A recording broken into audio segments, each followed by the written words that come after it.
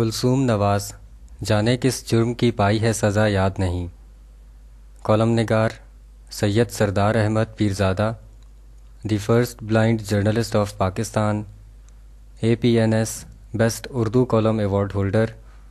روزنامہ نوائے وقت، مورخہ 14 ستمبر 2018۔ محترمہ بیگم کلثوم نواز شریف صاحبہ کی آپ بیتی جبر اور جمہوریت کے عنوان سے 2007 میں شائع ہوئی۔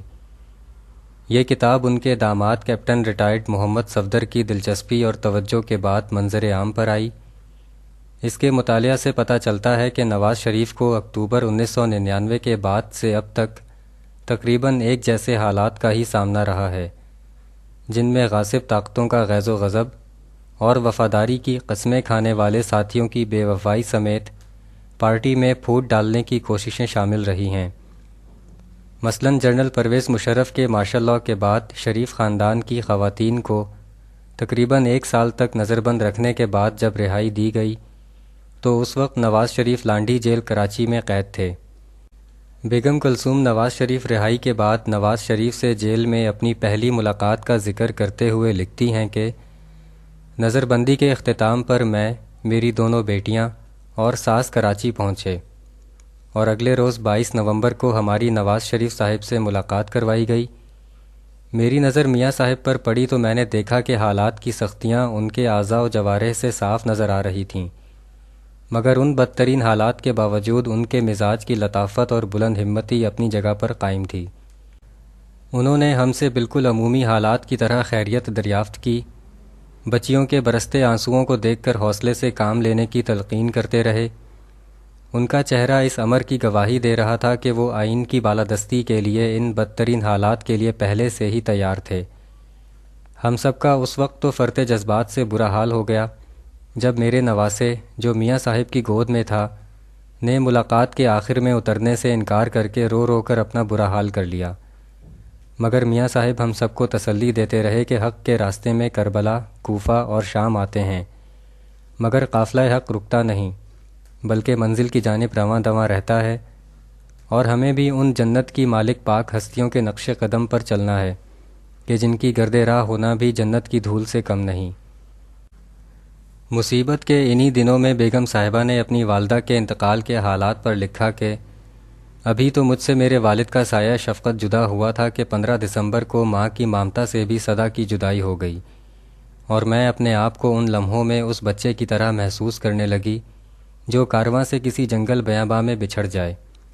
ہم نے مشرف کے نمائندے سے رابطہ کر کے کہا کہ میاں صاحب اور شہباز بھائی کو کم از کم جنازے میں ہی شرکت کرنے کی اجازت دے دو، مگر ادھر سے سوائے سنگ دلانہ طرز عمل کے اور کچھ نہ تھا۔ چنانچہ ان دونوں حضرات کو جنازے میں شرکت سے محروم رکھا گیا، مگر اپنی خجالت پر پردہ ڈالنے کی غرض سے جنازے کے بعد تھوڑی دیر کے لیے شدید پابندیوں کے ساتھ دونوں بھائیوں کو یہ لوگ لے کر آ گئے۔ وقت اسی طرح گزرتا چلا گیا۔ اسی دوران میں پاسپورٹ کی ضبطی کے سبب دیگر اہل خانہ کے ہمراہ عمرے کی سعادت حاصل کرنے سے محروم رہی۔ میری حد درجہ کوشش کے باوجود مجھے پاسپورٹ نہ مل سکا۔ عید آئی جس میں نواز شریف اور میرے بیٹے حسین کو نماز عید بھی ادا نہ کرنے دی گئی۔ اس کتاب میں بیگم صاحبہ اس وقت کے وفادار پارٹی رہنماؤں کی مشرف مارشل لاء کی آمد پر خوشی، نواز شریف کو دغا دے کر وزیر اعظم بننے کے خواب دیکھنے والوں، اور نواز شریف کے پاکستان اور جمہوریت کی استقامت کے عزم کا ذکر کرتے ہوئے لکھتی ہیں کہ میں اس امر پر سخت متعجب تھی کہ 12 اکتوبر کے بالکل اگلے روز ہی اعجاز الحق نے بیان دیا تھا، جس سے ان کی فوجی اقدام پر خوشی چھپائے نہ چھپتی تھی، اور یہ صرف انہی تک محدود نہ تھا بلکہ کچھ دیگر افراد بھی پرویز مشرف کے سامنے نمبر بنانے کی دوڑ میں صاف نظر آ رہے تھے، اور ان لوگوں کی سرگرمیاں تو میاں اظہر کے گھر 9 نومبر کو ہونے والے اجلاس میں تش تش بام ہو گئی تھیں۔